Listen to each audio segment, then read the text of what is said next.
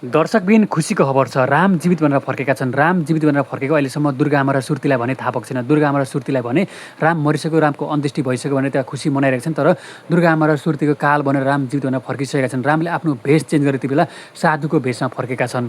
दर्शकबिन मुना र कमलाले सुर्तीलाई घरबाट निकालिसकेपछि सुर्तीले मुना र कमलालाई मार्नका लागि त्यति बेला केही गुन्डाहरू मुना र कमलाको पछाडि लगाएकी थिए। मुना र कमला आफ्नो ज्यान बचाउनलाई भाग्दै गर्दाखेरि घोर जङ्गलमा पुगेछन्। जुन जङ्गलमा राम तपस्या गरेर साधुको भेषमा बसिरहेका थिए। रामको साथमा रूपा पनि छिन् भने रामलाई रूपाले साथ दिइरहेका छिन्। त्यही जङ्गलमा मुना र कमला हार गुहार गर्दै पुग्दाखेरि रामले आफ्ना दुई श्रीमतीलाई कसैले मार्न लागेको देख्दाखेरि रामले साधुको भेषबाट धनु बाण प्रयोग गरेर चाहिँ सबै गुन्डाहरूलाई मारिसकेका छन् भने यति बेला मुना र कमलालाई पनि यो व्यक्ति राम हो भनेर चाहिँ अहिलेसम्म थाहा भएको छैन। साधुको भेषमा आएका रामले अहिलेसम्म म राम हो भनेर कसैलाई चिनाएका छैनन्। राम यति बेला दुर्गा आमा र सुर्तीको काल बनेर फर्किसकेका छन्।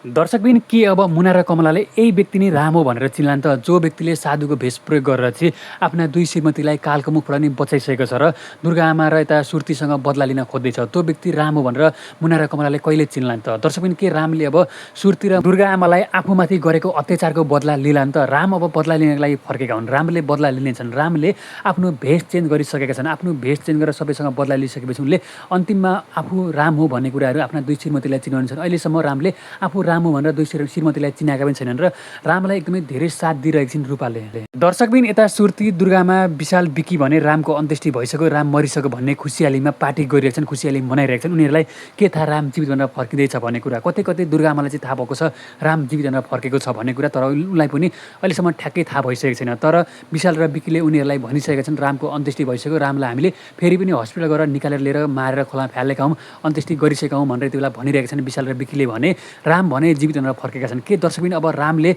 बदला लिलान् त? बदला त रामले लिनै पर्छ। रामले अब धेरै खतरा गरी बदला लिनेवाला छन्। तपाईँहरूलाई रामले बदला लिनुपर्छ भन्ने कतिजना हुनुहुन्छ? आफ्नो नाम कमेन्टमा कमेन्ट गरिदिनु होला।